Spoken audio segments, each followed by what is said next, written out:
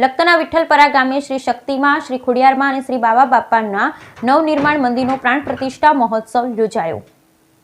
લખતરના વિઠ્ઠલપરા ગામે શ્રી શક્તિમાં, શ્રી ખોડિયારમાં તથા બાવા બાપના નવનિર્માણ મંદિરનો પ્રાણ પ્રતિષ્ઠા મહોત્સવ યોજાયો। લખતર તાલુકાના વિઠ્ઠલપરા ગામે